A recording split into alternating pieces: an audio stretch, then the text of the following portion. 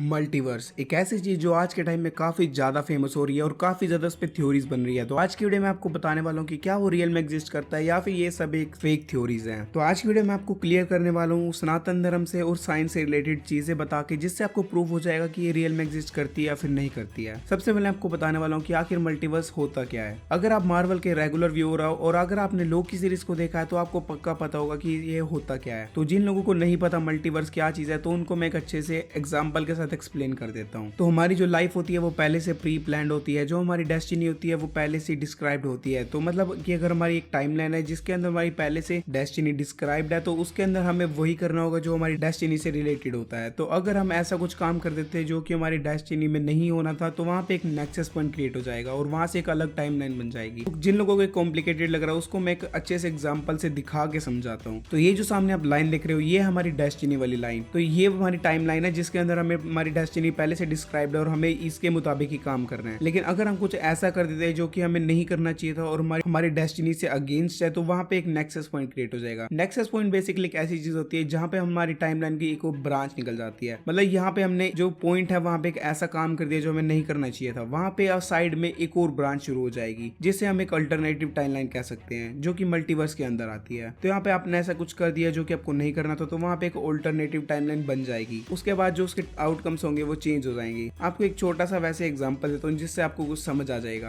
अगर आपके सामने दो ऑप्शन है, आपको एक बॉल पेन ले सकते हो, आप जेल पेन ले सकते हो। अगर आपकी डेस्टिनी में है कि आपको बॉल पेन सिलेक्ट करना है लेकिन आपने सिलेक्ट कर लिया जेल पेन को तो वो आपकी डेस्टिनी के अगेंस्ट हो गया। तो वहाँ पे एक नेक्सस पॉइंट क्रिएट हो जाएगा तो वहाँ पे एक अल्टरनेटिव टाइमलाइन बन जाएगी। तो एक टाइमलाइन के अंदर आप बॉल पेन को यूज करके जो भी लिखोगे और एक टाइमलाइन के अंदर आप जेल पेन का यूज करके लिखोगे तो ये दो अल्टरनेटिव टाइमलाइन आ जाएगी और एक दो मल्टीवर्स हो जाएंगे। तो इसे ही मल्टीवर्स कहा जाता है और यही मल्टीवर्स का मतलब होता है। तो अब आपके मन में ख्याल आ रहा हो कि ऐसा रियलिटी में पॉसिबल हो सकता है या फिर नहीं हो सकता है। तो अगर हम हमारे सनातन धर्म की बात करें तो वहां पे बहुत बार इसके बारे में बात की गई है जिससे हमें प्रूव हो सकता है कि ये रियलिटी में एग्जिस्ट करता है। सबसे पहले मैं आपको कुछ ऐसी चीजें बताता हूँ जिससे आपको शायद प्रूव हो जाए कि मल्टीवर्स सच में एग्जिस्ट करता है। तुम्हारे भगवत पुराण में दिया गया है ब्रह्मा जी कृष्ण जी की परीक्षा ले रहे थे लेकिन वो उस टाइम श्री कृष्ण जी की लीला को समझ नहीं पाए थे और कृष्ण जी ने उधर उस टाइम लाखों ब्रह्मा जी को एकत्रित कर दिया था। और उस टाइम कृष्ण जी बोले कि ये एक ब्रह्मांड नहीं है, यहाँ पे बहुत ज्यादा ब्रह्मांड है और जहाँ पे हर ब्रह्मांड में ब्रह्मा जी हैं और हर ब्रह्मांड में मैं भी अलग अलग रूपों में हूँ। तो उनका ये कहना था कि हर एक ब्रह्मांड में अलग अलग ब्रह्मा जी है, जो कि मल्टीवर्स को बताता है कि मल्टीवर्स के अंदर हर एक बंदे के अलग अलग वेरिएंट्स होते हैं। ऐसा भी हो सकता है कि इस यूनिवर्स के अंदर आप मेल हो और दूसरे अपने ऑल्टरनेटिव यूनिवर्स के अंदर मतलब मल्टीवर्स के अंदर आप फीमेल होंगे। तो ऐसा पॉसिबल हो सकता है, वहां पे आप चेंजेस हो सकते हैं। तो एक और आपको एग्जांपल देने वाला हूँ। तो जब श्री राम जी का मकसद इस दुनिया से पूरा हो जाता है उसके बाद वो यमराज जी से अपनी अंतिम यात्रा के लिए कहते हैं। लेकिन यमराज जी जब इस पृथ्वी पे आते हैं तो वो द्वार के अंदर नहीं आ पाते क्योंकि दीवार की पहरादारी कर रहे थे हनुमान जी, जो कि यमराज जी को अंदर नहीं आने देते। तो उसके बाद श्री राम जी अंगूठी को जमीन की दरार के अंदर फेंक देते हैं और हनुमान जी को आज्ञा देते हैं कि वो उन्हें उनकी अंगूठी वापस ला के दे। तो जैसे ही हनुमान जी उस दरार के अंदर जाते हैं तो वो पहुंच जाते हैं नागलोक और वहां पे देखते हैं कि एक अंगूठी का पहाड़ है। उसके बाद नाग देवता वसुकी उधर आते हैं और हनुमान जी को बताते हैं कि